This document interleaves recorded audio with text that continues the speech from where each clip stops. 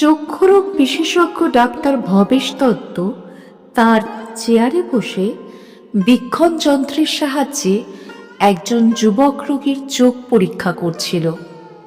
সিনিয়রের আদেশে নির্দেশের জন্য একপাশে দাঁড়িয়েছিল ভবেশের তরুণ সহকারী সুরজিৎ সেন। খানিক বাদে রোগীর দিকে তাকিয়ে বড়া ভয়ের হাসি হাসল ভবেশ। ঘাবড়াবার কিছু নেই মিস্টার লাহিড়ী, তবে চশমা আপনাকে নিতেই হবে। রোগী ক্ষীণ আপত্তি করল। না নিলে একেবারেই চলবে না? ভবেশ স্মিত মুখে মাথা নাড়ল। তারপর সহকারীর দিকে তাকাতেই সে রোগীকে বলল, মিস্টার লাহিড়ী, আপনি আমার সঙ্গে এই ঘরে আসুন। একজন রোগীর জন্যে প্রয়োজনের অতিরিক্ত সময় দেওয়ার জো নেই ভবেশের। বাইরের বসবার ঘরে আরও পেশেন্ট অপেক্ষা করছে। কেসগুলো দেখে আজ একটু তাড়াতাড়ি বেরোতে হবে। হার্ট স্পেশালিস্ট ডাক্তার নাগের বাড়িতে পার্টি আছে, তার মেয়ের আর জন্মদিন। সেই উপলক্ষে সস্ত্রীক ভবেশের নিমন্ত্রণ। সেজেগুজে ডলি হয়তো এতক্ষণ ছটফট শুরু করে দিয়েছে। অ্যাসিস্ট্যান্টের দিকে তাকিয়ে ভবেশ বলল, সুরজিৎ, প্রিন্সিপাল সেনের রেকমেন্ডেশন নিয়ে যে ভদ্রলোক এসেছেন তাকে ডাকো এবার। আমি ওর ছাত্র ছিলাম। গুরুদক্ষিণা প্রতি বছরে কিছু কিছু দিতে হয়। তিনি যেসব পেশেন্ট পাঠান তা হয় অর্ধমূল্যে, না হয় বিনামূল্যে। ভবেশ একটু হাসল। সে হাসি দাক্ষিণ্যের নয়। সুরজিৎ বলল, স্যার, নলিনী দেবী নামে একজন মহিলা অনেকক্ষণ ধরে বসে আছেন। তিনি আমাকে এরই মধ্যে কয়েকবার অনুরোধ করেছেন তার কেসটা একটু আগে দেখে নেওয়ার জন্য। তিনি অনেক দূর, মানে সেই দমদম থেকে এসেছেন। ভবেশ এবার কৌতুকের ভঙ্গিতে বলল, খুব যে ওকালতি করছো জানাশোনা আছে নাকি? সুরজিৎ লজ্জিত হয়ে বলল, না স্যার।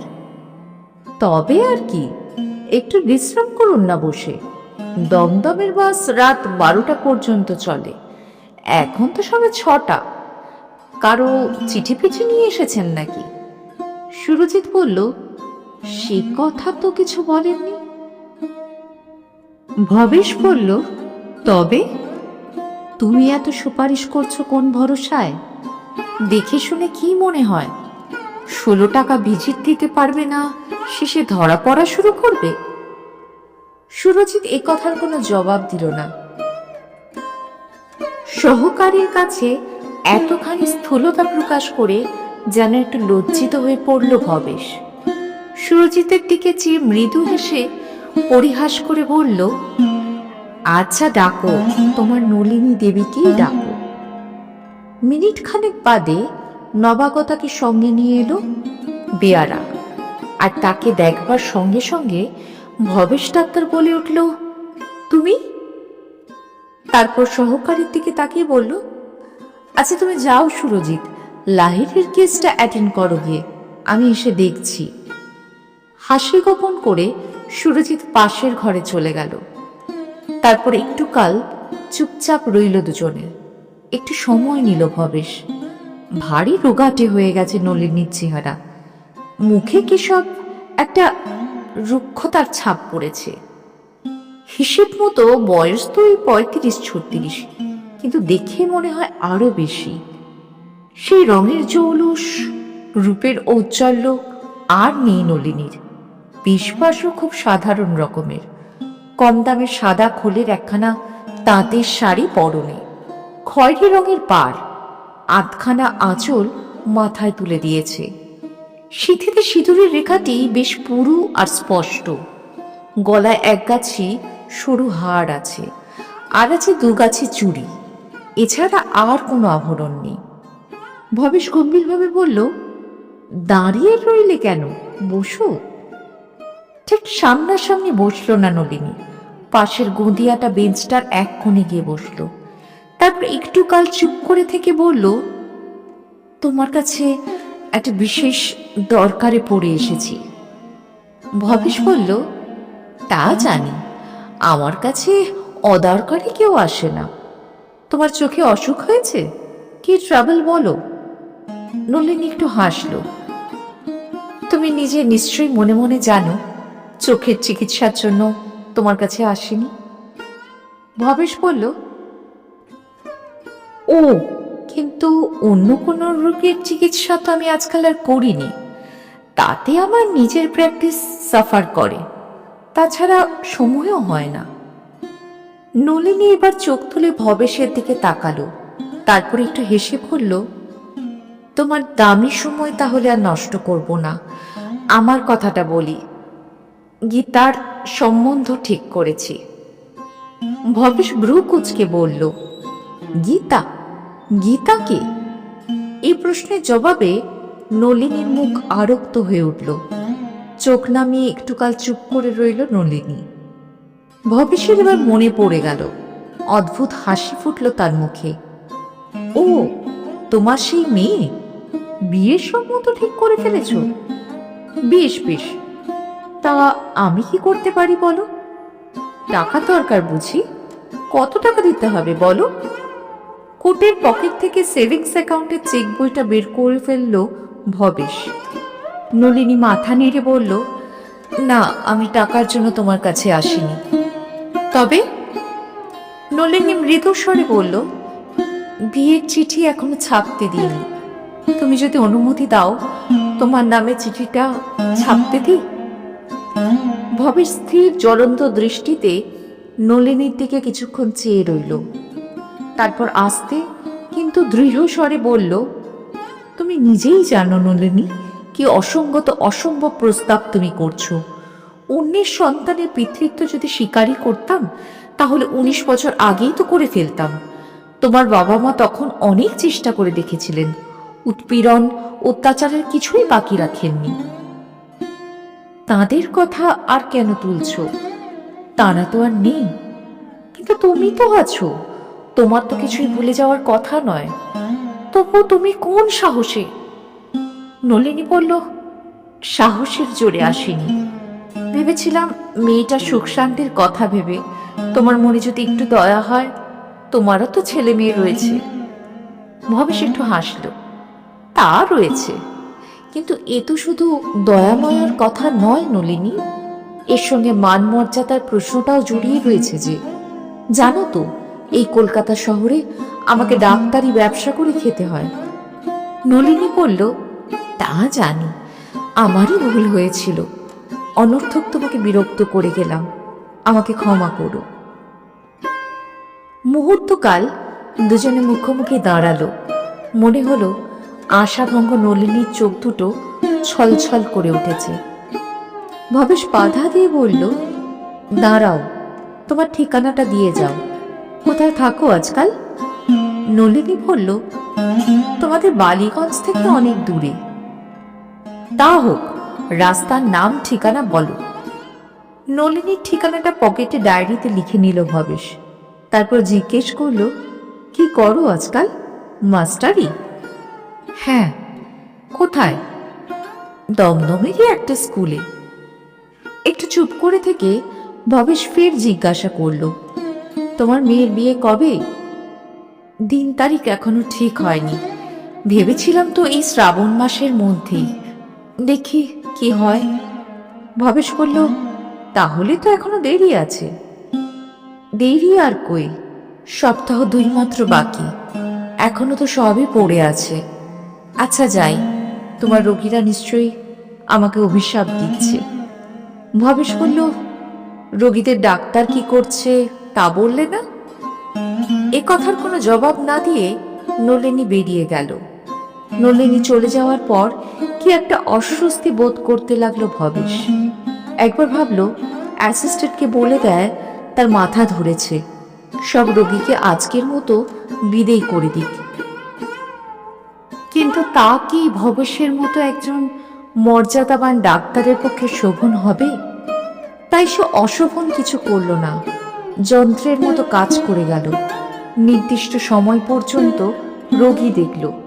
সুরজিৎকে পরের দিনের কাজ সম্পর্কে যথারীতি উপদেশ নির্দেশ দিল। তারপর ধর্মতলার সেই চেম্বার থেকে বেরিয়ে নিজের গাড়ি নিয়ে ছুটল বালিগঞ্জের দিকে। ড্রাইভ করতে গিয়ে মোটেই অন্যমনস্ক হয়ে অপটু হাতের পরিচয় দিল না ভবেশ। সুস্থ স্বাভাবিকভাবে অন্য দিনের মতোই বাড়ি এসে পৌঁছল। স্টেশন রোডের এই ছোট্ট সাদা দোতলা বাড়িটি ভবেশ সম্প্রতি তুলেছে। এ বাড়িকে সাজিয়ে তুলবার ভার নিয়েছে ডলি নিজে। সামনে সারি সারি দেশি বিদেশি ফুলের টব, জানলায় দরজায় রঙিন পর্দা, শোয়ার ঘরে শেডে ঢাকা নীলচে নরম আলো। বাড়ি তো নয়, আর্টিস্টের আঁকা বাড়ির একখানি ছবি। আর ছবির মতো সুন্দর ভবেশের স্ত্রী ডলি। বিলাত থেকে ফিরে এসে ভবেশ ওকে বছর 10 হলো বিয়ে করেছে। সচ্ছল সম্ভ্রান্ত পরিবারের মেয়ে, বয়স এখন 27-28 হবে। 2টি ছেলে হয়েছে। কিন্তু ডলিকে দেখে কে বলবে তার বয়স 20 পেরিয়েছে? তা ভবেশকে দেখেও তার আসল বয়স বুঝবার জো নেই। পুষ্টিকর খাদ্যে বাধা নিয়ম কানুনে নিজের স্বাস্থ্যকে সে অটুট রেখেছে। না রাখলে কি চলে? নিজের চেহারা ডাক্তারের পেশার পক্ষে একটা বড় বিজ্ঞাপন। 43 পেরিয়ে গেলেও ভবেশকে দেখলে মনে হয় না যে তার বয়স 33 বছরের ওপরে। স্বামীকে দেখে ডলি একটু অভিমানের ভঙ্গিতে বলল, আজও তোমার সেই 8:30 না? 5 মিনিট আগে ফেললে কি হয়? ডাক্তার নাগের মেয়ের জন্মদিনে যেতে হবে না? দেরি দেখে তিনি কি ভাবছেন বলো তো? ভবেশ হেসে বলল, কিচ্ছু ভাববেন না। তিনি নিজেও তো ডাক্তার। তিনি জানেন আমাদের সময় আমাদের হাতে নয়, রোগীদের মুঠোয়। একবার অবশ্য ইচ্ছে হলো যে ডলি কি বলে তার শরীরটা খারাপ লাগছে, আজ আর সে নিমন্ত্রণে যাবে না। কিন্তু স্ত্রীর কাছে এই দুর্বলতাটা প্রকাশ করতে লজ্জা হলো ভবেশের। তাছাড়া একবার যদি বলে ফেলে তার শরীর ভালো নেই, তাহলে কি আর রক্ষা আছে? ডলি হাজার প্রশ্ন তুলে ব্যস্ত হয়ে উঠবে। আর শরীর ভালো না থাকার তো কোনো কারণ নেই। কেন এমন একটা দৌর্বল্যের প্রশ্রয় দেবে ভবেশ? তাই ভবেশ গাড়িতে চড়ে সস্ত্রীক নিমন্ত্রণে গেল। সেখানকার সমশ্রেণী, সমবয়সী ও সমব্যবসায়ী বন্ধুদের সঙ্গে হাসি, গল্প, ঠাট্টা, তামাশা করল। তারপর ফিরে এলো বাড়িতে। না, আজকের চেম্বারে সেই ছোট একটু ঘটনায় ভবেশ ডাক্তারের মনে কি আচরণে কোনো বৈলক্ষণই ঘটেনি। যদি ঘটত তাহলে ডলি অন্তত সে কথা উল্লেখ না করে ছাড়ত না। স্বামীর চালচলন, আচার আচরণ সম্বন্ধে তার দৃষ্টি অত্যন্ত সজাগ। ডলি ভবেশের প্যারোমিটার। বিছানায় শুয়ে স্ত্রী যখন নিশ্চিন্তে ঘুমোচ্ছে, তখন ভবেশেরও ঘুমিয়ে পড়া দরকার। কিন্তু বারবার ঘুমোবার চেষ্টা করেও ঘুমোতে পারল না ভবেশ। 19 বছর আগেকার টুকরো টুকরো কতগুলি ছবি চোখের সামনে ভেসে উঠতে লাগলো। নলিনীর সঙ্গে আজ যদি বেশি রূঢ় ব্যবহার করে থাকে, ভবেশ তা মোটেই অন্যায় করেনি। তার যথেষ্ট সঙ্গত কারণ আছে। 19 বছর আগে এই নলিনী ভবেশকে বড়ই প্রবঞ্চিত করেছিল। আত্মীয় স্বজন, বন্ধু বান্ধবের মধ্যে মুখ দেখাবার আর জো ছিল না ভবেশের। তখনকার সেই প্রতিটি দিন, প্রতিটি মুহূর্তের কথা আজও ভবেশের সমস্ত মনে জ্বালা ধরিয়ে দেয়। তাদের যশোর শহরে প্রতিপত্তিশালী পয়সাওয়ালা উকিলের মেয়ে নলিনী। তার রূপের খ্যাতি শহর ভরে ছড়িয়ে পড়েছিল। ভবেশের বাবারও খ্যাতি প্রতিপত্তি নেহাত কম ছিল না। শহরে 6খানা বাড়ি, গায়ে তালুকদারি, বিচক্ষণ বুদ্ধিমান ব্যক্তি বলে সম্মান ছিল অমূল্য দত্তের। ভবেশ তখন মেডিকেল কলেজের 4th ইয়ারের ছাত্র। শুধু যে কলেজেই তার খ্যাতি তা নয়, খেলার মাঠে, ক্লাবের বক্তৃতায় তার সমান নৈপুণ্য। তাই ভবেশের সঙ্গে যখন নলিনীর সম্বন্ধ এলো, সবাই বলল এ একেবারে রাজজুটো। ভবেশের বাবা মেয়ে দেখে পছন্দ করে এলেন। এসে বললেন এমন সুলক্ষণা মেয়ে তিনি কখনো দেখেননি। শুধু রূপ নয়, গুণযোগ্যতাও যথেষ্ট। ধনীর মেয়ে হলে কি হবে? রান্না বান্না, সেলাই, সাধারণ গৃহস্থ ঘরে সব কাজ সে জানে। লেখাপড়া অবশ্যই ঘরেই করেছে। ইংরেজি বাংলা যতটুকু শিখেছে, একেবারে পাকা হাতের অক্ষরগুলি একেবারে মুক্তোর মতো। পঞ্চতকে যা ফর্দ পাওয়া গেছে তাতে অভিজাত পরিবারের মর্যাদা বজায় থাকবে। ভবেশ অবশ্য মাথা নাড়ল। সে পাঠ্যাবস্থায় বিয়ে করবে না। বিয়ে যদি আদৌ করে ডাক্তারি পাশ করে প্র্যাকটিস জমিয়ে তারপরে। নলিনীর বাবা জিতেন বোস বললেন, বেশ তো, বিয়ে না হয় কবছর পরেই হবে। মেয়ে দেখে ভবেশের পছন্দ হয় কিনা সেইটাই বড় কথা। কিন্তু নলিনীকে দেখে আসবার পর ভবেশের মত বদলাতে আর দেরি হলো না। বন্ধুমহলকে জানিয়ে দিল, শুধু পাঠ্যাবস্থায় কেন, যে কোনো অবস্থায় এই মেয়েকে বিয়ে করা যায়। ছেলের বাবা মেয়ের বাবা দুজনেই মুখ মুচকে হাসলেন।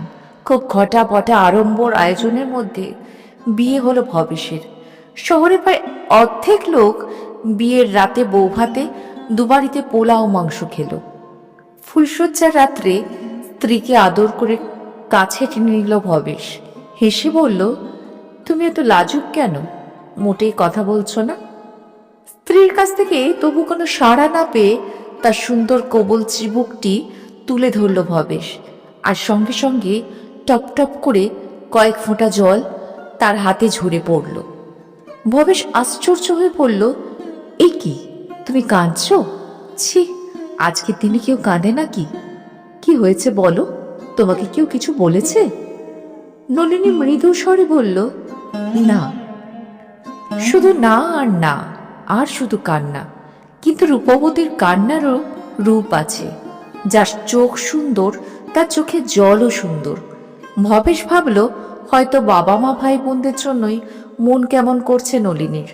যদিও তার বাপের বাড়ি আর শ্বশুর বাড়ি 7 সমুদ্রে এপার ওপার না, নেহাতি এপাড়া থেকে ওপাড়ায়, তবু আদরে মেয়ের প্রথম প্রথম মন খারাপ হয়ে যাওয়াটা একেবারে অস্বাভাবিক নয়। স্ত্রীকে আর কিছু জিজ্ঞাসা না করে বুকে টেনে নিল ভবেশ। চুমোয় চুমোয় মুখ ভরে দিল।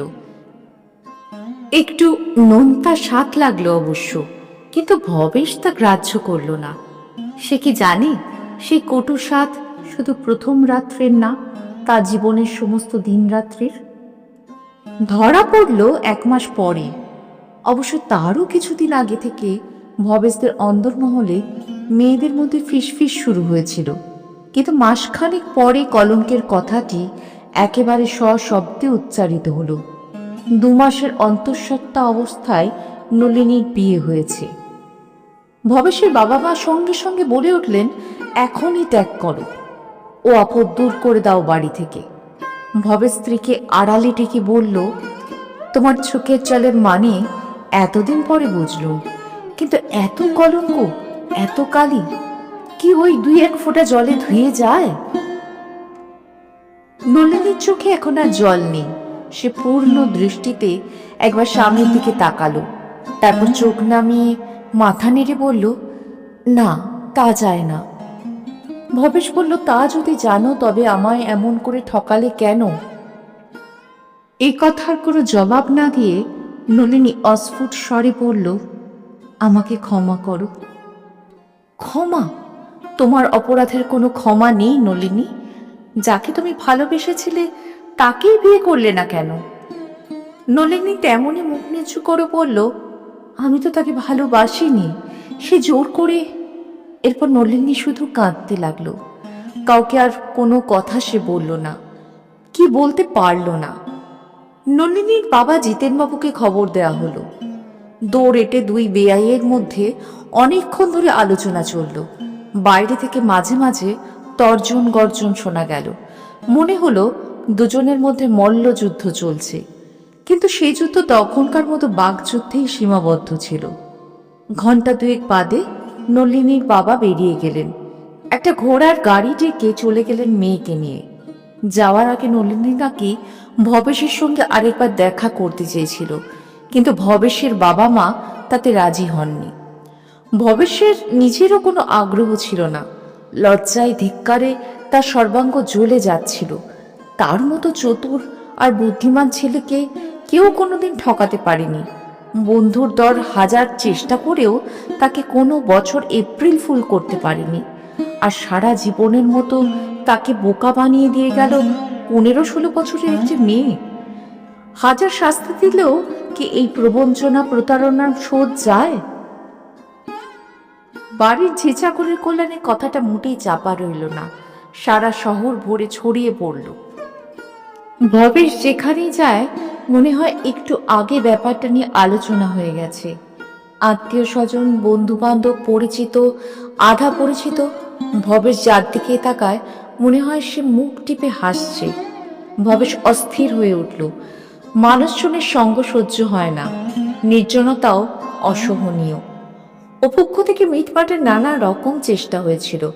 প্রথমে ওরা খুব অনুনয় বিনয় করেছিল, যা হয়ে গেছে তার তো আর হাতে নেই, একটি মেয়ের সর্বনাশ করে লাভ কি? ভবেশ দয়া করুক, ক্ষমা করুক, সে মেনে নিক। কিন্তু ভবেশ তাতে রাজি হয়নি। তার বাবা মা আরো অরাজি ছিলেন। তারপর শুরু হলো শত্রুতা। জিতেন বোস শাসালেন তিনি মামলা করবেন, তার মেয়ের নামে অযথা অপবাদ দেওয়ার জন্য ফৌজবাদী করবেন, খোরপোশের নালিশ আনবেন। কিন্তু বন্ধুদের পরামর্শে শেষ পর্যন্ত রাজদ্বারে আর গেলেন না, নিজেই রাজার ভূমিকা নিলেন। দত্তদের বাড়ির ছেলেরা খেলার মাঠ থেকে ফেরার পথে বসিদের বাড়ির লোকজনদের হাতে মার খেল। আর একদিন বাজারের ধার দিয়ে ফেরার সময় বসিদের বাড়ির ছেলেদের মাথায় ইট পড়ল। এমনই চলল মাস দুতিন। তারপর একদিন সন্ধ্যার পর নদীর ধারের নির্জন পথ থেকে দুই ভোজপুরি দারোয়ান ভবেশকে পাঁজা করে করে তুলে নিয়ে তার শ্বশুর বাড়িতে হাজির করে দিল। জিতেন বোস তার অন্দরমহলের এক নির্জন ঘরে নিয়ে জামাইকে অনেক বোঝালেন। একবার পিঠে হাত বুলালেন, আর একবার সশক্তি টেবিল চাপড়ালেন। ভাবখানায় কথা না শুনলে সে চাপড় ভবসের গালেও পড়তে পারে। শাশুড়ি পিসশাশুড়িরা করলেন গুণ জ্ঞানের চেষ্টা। চায়ের সঙ্গে কি একটা শিকড় বাটা যেন খাইয়ে দিলেন তারা। বার্ধই বমি করে ভবেশ সেই বশীকরণের উদ্যোগকে নিষ্ফল করে দিল। ভয় পেয়ে জিতেনবাবুই শেষ পর্যন্ত গাড়িতে করে বাড়ি পাঠাবার ব্যবস্থা করলেন জামাইকে। সেই সময় এক টুকরো চিঠি হাতে এসে পৌঁছেছিল ভবেশের। ওদের কাণ্ড দেখে মরি, আমাকে ভুল বুঝো না, চিঠি লেখার ছলে স্পর্ধাকে ক্ষমা করো। কিন্তু শিকড় বাটা খেয়ে ভবেশের তখন মাথা গরম হয়ে গেছে। সে ভাবল এও আরেক ধরনের মন্ত্রতন্ত্র, বশীকরণের রকম ফের। সে চিঠি ভবেশ টুকরো টুকরো করে ছিঁড়ে বাতাসে উড়িয়ে দিল। তারপর দুই পরিবারের মধ্যে বহুকাল ধরে শত্রুতা চলেছিল, কিন্তু তার সাক্ষী হিসেবে ভবেশ আর যশোরে উপস্থিত ছিল না। এমবি পাশ করে সে বিলাত চলে যায়। তাই স্পেশালিস্ট হয়ে যখন ফিরে এলো তখন শহরের অদল বদল হয়েছে, বসেদের সেই দাপট আর নেই। জিতেনবাবু মারা যাওয়ার পর সম্পত্তি নিয়ে ছেলেদের মধ্যে দেওয়ানি ফৌজদারি বেঁধেছে। দাদাদের সংসারে নলিনীর স্থান হয়নি। কোলের মেয়ে নিয়ে সে কলকাতায় চলে গেছে জীবিকার সন্ধানে। আর সাফল্যের গৌরবে ভবেশে সেই প্রবঞ্চিত হওয়ার ইতিবৃত্ত চাপা পড়ে গেছে। বাড়ি গাড়ি, যশ, অর্থ, সুন্দরী স্ত্রী, স্বাস্থ্যবান সন্তান সবই পেয়েছে ভবেশ। নিজের ক্ষমতায় অর্জন করেছে। জীবনে কোথাও কোনো ক্ষোভ নেই, দুঃখ নেই, অতৃপ্তি নেই। আশ্চর্য, তবু সারা রাত ঘুম এলো না ভবেশের। একখানি ম্লান মুখ তার বিনিদ্র চোখের সামনে কেবলই ভেসে বেড়াতে লাগলো। আর বহুকাল আগের সেই ফুলশয্যার রাত, শিশিরে ভেজা পদ্মের মতো একখানি মুখ। একদিন পরে ভবেশের মনে হলো নলিনীর হয়তো তত অপরাধ ছিল না, কিন্তু বাবা মা তখন মাথার উপর। সে অবস্থায় ভবেশ কি বা করতে পারত? এখনো নলিনী যা বলছে তা করবার সাধ্য অবশ্য ভবেশের নেই। আগে ছিলেন বাবা মা, এখন মান মর্যাদা। যে সমাজে সে বাস করে তার রীতিনীতি, আচার আচরণ তাকে মানতেই হবে। যাতে ডলির আর বিশু যিশুর মুখ নিচু হয় এমন কাজ সে কিছুতেই করতে পারে না। এই 19 বছরের মধ্যে নলিনীর সঙ্গে আরো বারদই ভবেশের দেখা হয়েছিল। বউবাজারে এক আত্মীয়ের ছেলের অন্নপ্রাশন উপলক্ষে নিমন্ত্রণ খেতে গিয়েছিল ভবেশ। গিয়ে দেখে নলিনী সেখানে এসেছে, শুধু চোখের দেখা।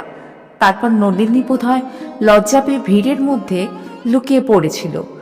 ভবেশও সরে পড়তে পারলে বাঁচে, কারণ দ্বিতীয় পক্ষের স্ত্রী ডলি তখন সঙ্গে আছে। দুজনে দেখা সাক্ষাৎ আলাপ পরিচয় মোটেই বাঞ্ছনীয় নয়।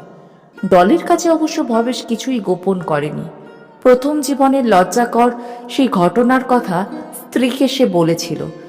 সেই সঙ্গে একথাও জানিয়ে দিয়েছিল নিজের জীবন কাহিনী থেকে সে অধ্যায়টি ভবেশ একেবারে নিশ্চিহ্ন করে মুছে ফেলেছে। ডলি জবাব দিয়েছিল, মুছে ফেলাই তো উচিত, তাছাড়া তুমি আর কি করতে পারতে। তারপর আরো একবার আকস্মিকভাবে কলেজ হাসপাতালের আউটডোরে ভবেশের দেখা হয়েছিল নলিনীর সঙ্গে। ঠিক দেখা হওয়া নয়, নলিনী দূর থেকে তাকে তাকিয়ে তাকিয়ে দেখছিল। ভবেশ ডাক্তার সান্যালের সঙ্গে করিডোরে দাঁড়িয়ে একটি পেশেন্টের কেস নিয়ে আলোচনা করছিল। সান্যালি ভবেশকে ইশারা করে বলে, ওহে দত্ত, ভদ্রমহিলা বোধহয় তোমার জন্যই অপেক্ষা করছেন। চোখ ফেরাতেই ভবেশ দেখল নলিনী দাঁড়িয়ে আছে। সান্যাল চলে যাওয়ার পর ভবেশ কাছে এগিয়ে গিয়ে বলল, তুমি এখানে? নলিনী বলল, থ্রোট ডিপার্টমেন্টে এসেছিলাম। ভবেশ জিজ্ঞাসা করল, কি হয়েছে তোমার গলায়? নলিনী একটু হেসেছিল, আমার গলায় আবার কি হবে, আমার একটি ছাত্রের টনসিলিটিস অপারেশন কেস, তাকে ভর্তি করাতে এসেছিলাম। ভর্তি হয়েছে? হ্যাঁ। ভবেশ আর জিজ্ঞেস করেনি ইএনটি ছেড়ে আই ডিপার্টমেন্টের এদিকে নলিনী কোনো কাজে এসেছিল কিনা। একটু বাদে নলিনী নিজেই তাকে বিদায় দিল। যাই এবার, ভালো আছো? ছেলে দুটি ভালো তো? ভবেশ বলেছিল হ্যাঁ, কিন্তু কুশল প্রশ্নের বিনিময়ে আর কোনো কুশল প্রশ্নের কথাই ভবেশের মনে হয়নি। জিজ্ঞেস করেনি কোথায় আছে, কি করছে নলিনী। বরং ভবেশ যেন একটু উদ্বিগ্ন হয়ে পড়েছিল, পাছে এই দেখা সাক্ষাৎ আর কারো চোখে পড়ে যায়, পাছে কোনো বন্ধুর কৌতূহল মেটাতে হয়। অনেক সহকর্মীরই তো যাতায়াত আছে ভবেশের বাড়িতে, পাছে তারা কেউ কে ডলির কাছে এই সাক্ষাৎকারের গল্প বলে। ভবেশের দুর্বলতার কথা নলিনী কি টের পেয়েছিল, কে জানে। ভোরে উঠে ডলি বলল, ব্যাপার কি, তোমার কি কাল ভালো করে ঘুম হয়নি? চোখ দুটো লালচে হয়েছে যে। ভবেশ অনিদ্রার কথাটা জোর করে অস্বীকার করে বলল, না না, কাল তো ঘুমিয়েছি ডলি, এত ঘুম শিগগির ঘুমোয়নি। তারপর হাসপাতালে আউটডোর ডিউটিতে বেরোবার আগে ছেলে দুটিকে ডেকে আদর করল ভবেশ। বউটির গাল টিপে দিল, ছোটটিকে কোলের কাছে টেনে নিয়ে চুমু খেলো কপালে। ভারী সুন্দর হয়েছে ওরা, মাথায় কোঁকড়ানো চুল, ফুটফুটে রং, রঙিন প্যান্ট আর হাফ শার্টে চমৎকার মানিয়েছে। ডলি হেসে বলল, কি ব্যাপার, আজ যে বাৎসল্যের বন্যা বইছে একেবারে, কি ভাগ্য ওদের। আজ ওরা কার মুখ দেখে উঠেছিল কে জানে। ভবেশ এসে বলল, যার সুন্দর মুখ দেখে রোজ ওঠে। হাসপাতালে চেম্বারে রোগীদের চিকিৎসা আর বাড়িতে ফিরে স্নিগ্ধ পারিবারিক পরিবেশে স্ত্রীর সঙ্গে অবসর যাপনে সপ্তাহখানেক কাটিয়ে দিল ভবেশ, কিন্তু ঠিক আগের মতো নিশ্চিন্তে নিরুপদ্রবে কাটল না। দয়াভিকারিণী একটি নারীর বিষাদ করুণ অস্পষ্ট একখানি মুখ ভবেশের মনের পটে বারবার ফুটে উঠতে লাগলো। নলিনীর মেয়ের বিয়ের দিন এগিয়ে আসছে, তা আসুক, ভবেশ অমন অসঙ্গত প্রস্তাবে রাজি হতে পারবে না। নিজের মান সম্মানের কথা ভাবতে হবে, ভাবতে হবে পারিবারিক সুখ শান্তির কথা। অমন একটা অসমীচীন মিথ্যাচারে ভবেশ কি করে রাজি হতে পারে? তা পারে না। তবে টাকা দিয়ে সাহায্য করা তার পক্ষে অসম্ভব নয়, আর সেই সাহায্যেই বড় সাহায্য। মেয়ের বিয়েতে ভবেশের নামের চেয়ে তার টাকার দাম নিশ্চয়ই নলিনীর কাছে অনেক বেশি। নলিনী নিজেও হয়তো সে কথা জানে, শুধু লজ্জায় স্বীকার করতে পারেনি। ভবেশ প্রথমে ভাবল ৫০০ টাকার একটা চেক ডাকে পাঠিয়ে দেয় নলিনীকে। বহু দুস্থ আত্মীয় বন্ধুর কন্যাদায়ে এমন দান খয়রাত ভবেশকে মাঝে মাঝে করতে হয়েছে। এক্ষেত্রে টাকার অঙ্কটা একটু বেশি হয়ে যাবে, তা না হয় হলোই। বিয়ের আগে নলিনী যদি অমন একটা কাণ্ড বাঁধিয়ে না আসতো, তাহলে তো সেই সমস্ত কিছুর অধিকারিণী হতো। কিন্তু চেক কাটতে গিয়ে ভবেশের মনে হলো, চেকটা ডাকে না পাঠিয়ে একেবারে ওর হাতে দিয়ে এলে কেমন হয়। নলিনী অবাক হবে, নলিনী খুশি হবে, ওর মুখে হাসি কোনোদিন দেখেনি ভবেশ। ভারী স্বাদ হলো, আজ একবার দেখবে। আশঙ্কায় ভয়ে চোখ ভরা জল নিয়ে যে মেয়ে বাসর ঘরে এসেছিল, এই যৌবন সীমান্তে তার মুখে এক ফোঁটা হাসি কেমন মানাবে ভাবতে চেষ্টা করলো ভবেশ। ভাবতে ভাবতে হঠাৎ একদিন ধর্মতলা চেম্বারে না গিয়ে লিন্ডসে স্ট্রিটের এক পরিচিত অভিজাত ড্রাগিস্টের দোকানের সামনে গাড়ি থামিয়ে দোকানে ঢুকে সহকারী সুরজিৎকে ভবেশ ফোন করে দিল। ভবেশ আজ জরুরি কাজে আটকা পড়েছে, তাই চেম্বারে যেতে পারবে না। সুরজিৎই যেন রোগীদের অ্যাটেন্ড করে। তারপর উত্তর মুখে ছুটে চলল ভবেশের কার। বহুদিন বাদে ছুটি নিয়েছে, ছুটি পেয়েছে শহরের কর্মব্যস্ত ভবেশ ডাক্তার। এমন অহেতুক নিরুদ্দেশ যাত্রার আনন্দ যেন তার ভাগ্যে শিগগির জোটেনি। মোটরযানের পক্ষে সুগম নয় এমন অনেক আঁকা বাঁকা সংকীর্ণ সর্পিল পথ পেরিয়ে ভবেশের গাড়ি পুরনো একতলা বাড়ির সামনে এসে দাঁড়ালো। আশেপাশে শহরের চেয়ে গ্রামের পরিবেশই বেশি। রাস্তার ওপারে খানিকটা পৌর জমি, তার লাগা ছোট পানা পুকুরটিতে গুটি দুয়েক শাপলা জলের উপর মাথা উঁচু করে রয়েছে। একটি ফুটেছে, আরেকটি ফোটেনি। আরও পশ্চিমে অনেকখানি জায়গা জুড়ে একটি নতুন বাড়ি উঠছে। মজুরের দল কাজ করে চলেছে। আকাশে আজ মেঘ নেই, আছে রক্তিম গোধূলির রং। গাড়ি থেকে নেমে একটু ইতস্তত করে রুদ্ধ দরজায় কড়া নাড়ল ভবেশ। সঙ্গে সঙ্গে দরজার খিল খুলে 18-19 বছরের একটি মেয়ের সামনে এসে দাঁড়ালো। শ্যামবর্ণা, তন্নি সুঠাম চেহারা, নলিনীর মতোই টানা নাক, কালো বড় বড় চোখ। সেই চোখ অভিজাত ভবেশ ডাক্তারের বিস্মিত কৌতূহলের উদ্রেক করেছে। কি জিজ্ঞাসা করবে ওকে একটু যেন ভাবতে হলো ভবেশকে। সন্তানের বয়সে এই মেয়েটির সামনে নিজের পরিত্যক্তা স্ত্রীর নাম ধরে ডাকতে কেমন একটু লজ্জা বোধ করলো ভবেশের। তারপর সংকোচের সঙ্গে জিজ্ঞাসা করলো, নলিনী আছে?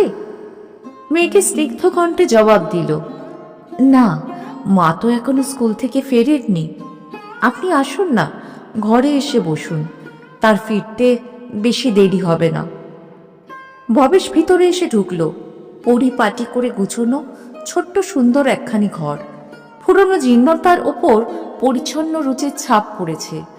জানালায় নীল রঙের পর্দা, এমব্রয়ডারি করা সাদা ঢাকনিতে ঢাকা ছোট একটি টেবিল, তার উপর কিছু দর্শন ইতিহাসের পাঠ্য বই, দুখানে চেয়ার, একখানা সামনে একখানা পাশে। দেয়াল ঘেঁষে একটি তক্তপোষ, মাথার কাছে বইতে ভর্তি একটি শেলফ, তারপর ছোট্ট একটি সবুজ ফুলদানি, তাতে কয়েকটি চন্দ্রমল্লিকা। প্রসন্নতায় ভরে উঠল ভবেশের মন।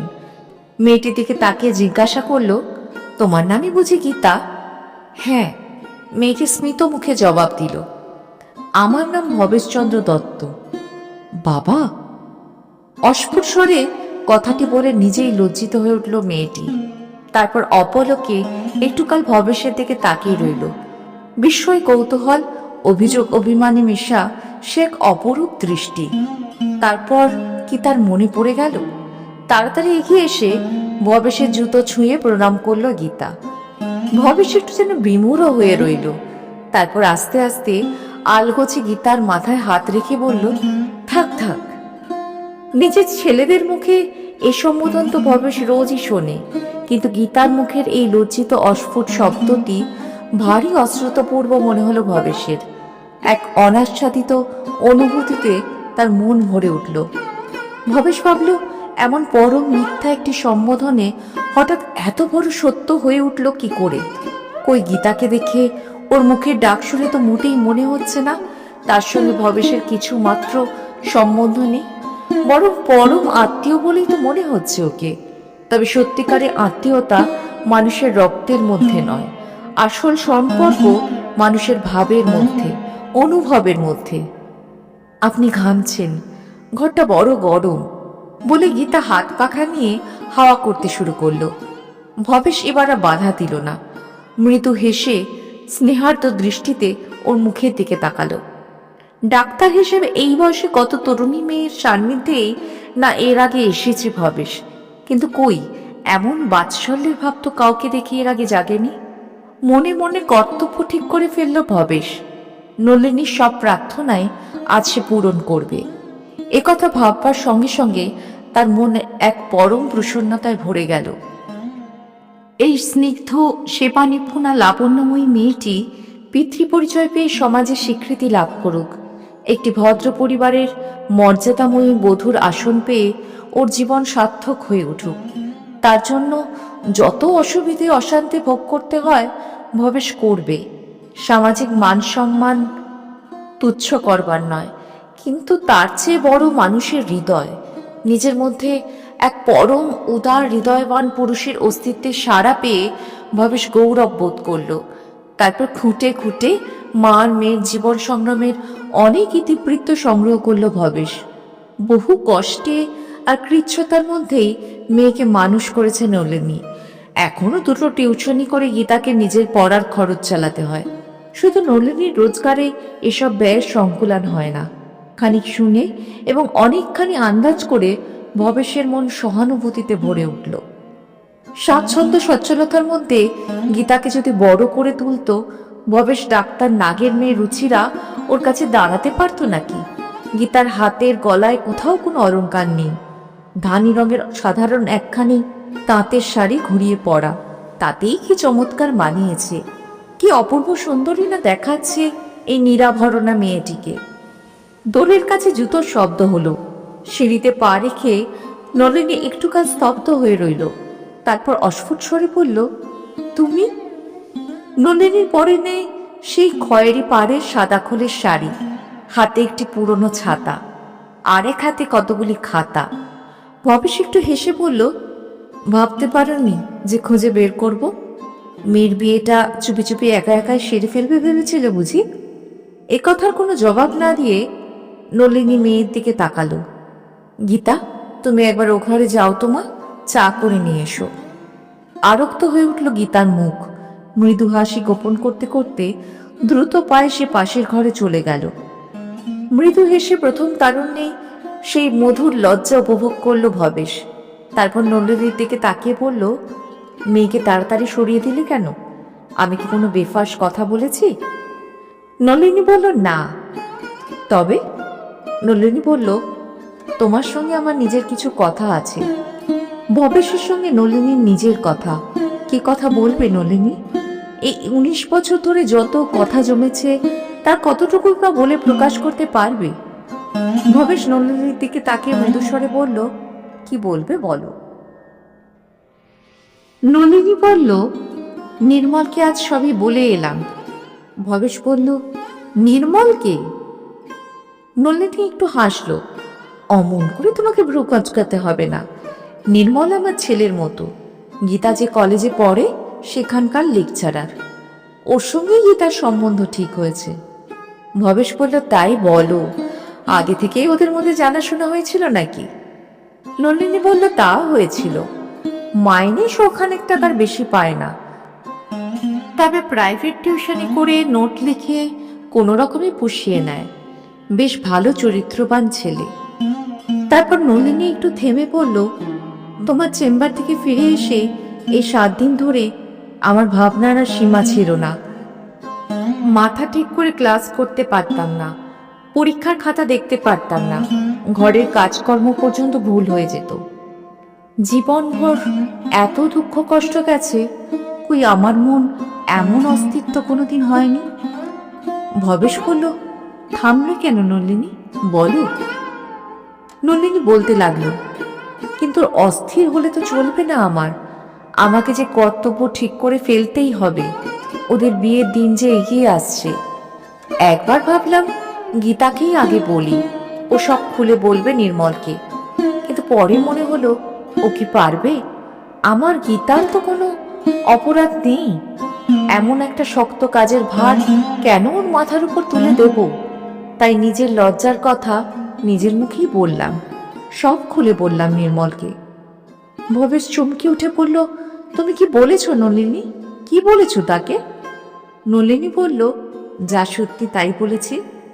বললাম, নির্মল, তোমরা এতদিন যা জানতে তা মিথ্যে। গীতা ডাক্তার দত্তের মেয়ে নয়, ও আমার ট্রেতে করে চায়ের সরঞ্জাম নিয়ে আসছিল গীতা। দরজার সামনে থমকে দাঁড়ালো, অস্ফুট স্বরে বলল, মা। নলিনী মেয়ের দিকে তাকিয়ে শান্তভাবে বলল, এসো গীতু, ঘরে এসো, সবাইকে চা দাও। কিন্তু গীতা দুজনের দিকে একবার করে তাকিয়ে চায়ের ট্রেটা টেবিলের উপর নামিয়ে রেখে ফের ঘর থেকে বেরিয়ে গেল।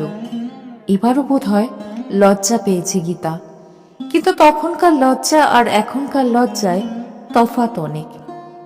ভবেশ আবেগের গলায় বলে উঠল, কেন এমন সর্বনাশ করলে নলিনী? আমি যে নলিনী বলল, আমি জানি তুমি কি জন্য এসেছিলে, কিন্তু সত্য গোপন করে অল্প বয়সে নিজে যে সর্বনাশ করেছি, কোনো লোভেই গীতার তেমন সর্বনাশ যেন না করি। নির্মল দু একদিন সময় নিয়েছে, জানিনি মেয়ের ভাগ্যে কি আছে, কিন্তু যাই থাক, ওর ঘর সংসারের ভিত চোরাবালি দিয়ে কোনোদিন গেঁথে তুলতে দেবে না। ঘরের মধ্যে অন্ধকার ঘন হয়ে এলো, কিন্তু কেউ গিয়ে সুইচ টিপে আলো জ্বালবার প্রয়োজন বোধ করল না। ভবেশ বাইরের দিকে তাকালো। পুকুরের জলেই সেই একজোড়া ফুল কোথায় মিলিয়ে গেছে। নারকেল গাছগুলির আড়ালে সেই অসম্পূর্ণ নতুন বাড়িটাকে এখন মনে হচ্ছে কদাকার একটা ভূতের মতো। আস্তে আস্তে উঠে পড়ল ভবেশ। বেরোতে বেরোতে বলল, যাই নলিনী। নলিনী যন্ত্রের মতো আবৃত্তি করল, আরেকদিন এসো। ভবেশ নিঃশব্দে গাড়িতে গিয়ে উঠল। যদি কাজ কামাই করে সে ফের আরেকদিন এদিকে আসেই, আর নলিনী বাড়িতে না থাকে, গীতা কি আজকের মতো ওর সামনে এসে দাঁড়াবে, পা ছুঁয়ে প্রণাম করবে, তারপর পাশে বসে হাত পাখা নিয়ে বাতাস করতে থাকবে? তা বোধহয় কখনো আর করবে না। ওর মুখের পিতৃ সম্বোধন দ্বিতীয়বার ভবেশের আর শোনা হবে না। কুসুমকলির ব্যাকস্টেজে আজ শুক্রবারের গল্প পাঠ করলাম। আজকে শোনালাম সাহিত্যিক শ্রী নরেন্দ্রনাথ মিত্রের লেখা কন্যা। আপনাদের কেমন লাগলো অবশ্যই জানাবেন। গল্প পাঠে আমি সহেলি।